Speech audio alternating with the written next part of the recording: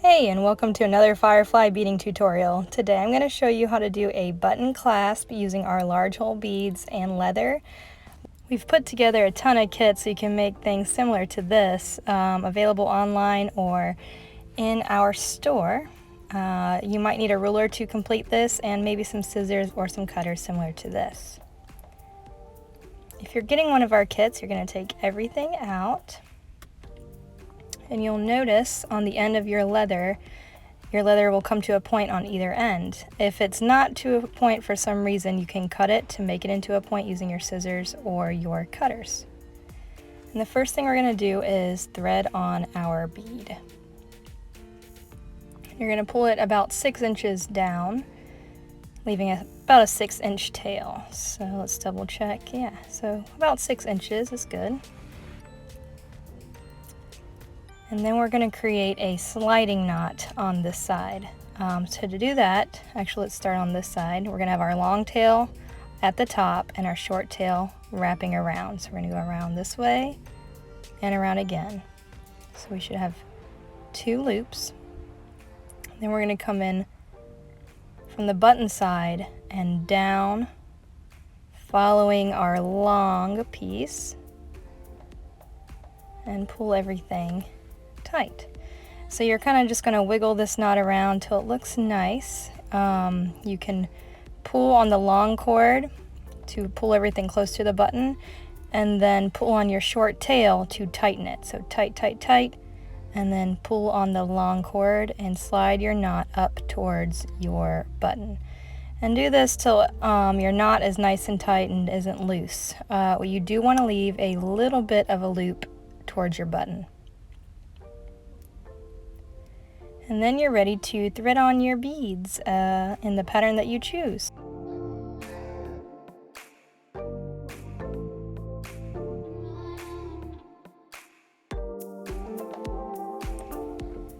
I'm going to measure my wrist here, and you might want to do the same. And you're going to kind of pinch it to where it looks like and feels good, like kind of loose, not too tight.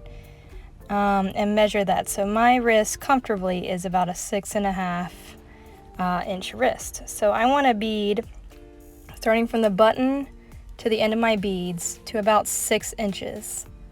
So I need to add maybe 4 more beads onto what I have now.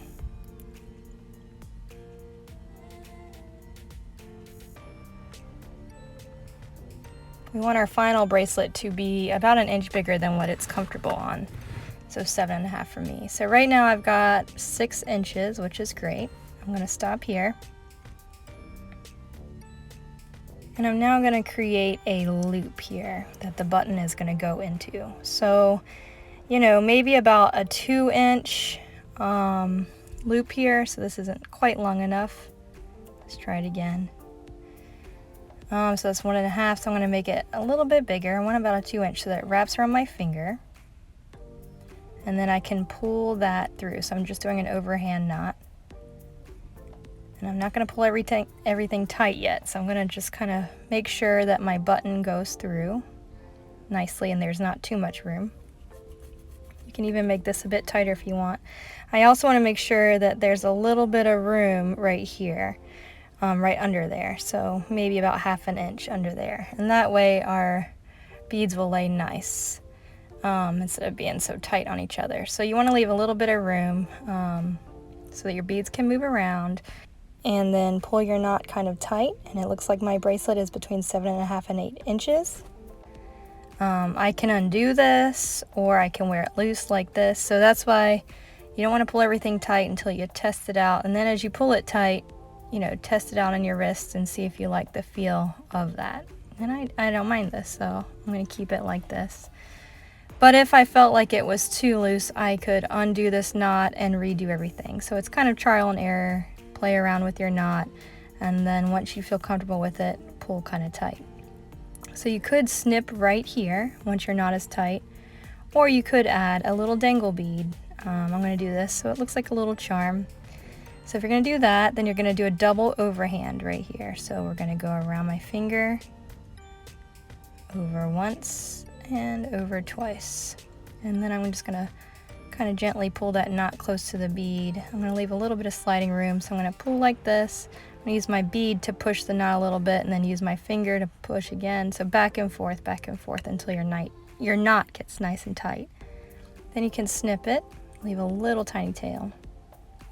And then on this side by the button, I'm going to do another double overhand. So 1 and 2.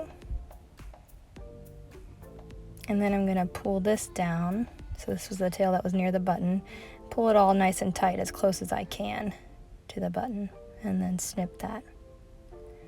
And that's pretty much it. So you can test it all out. You can do this by pulling your knot all the way through like this, or you can just leave that bottom knot out and then tuck your loop into your button like this.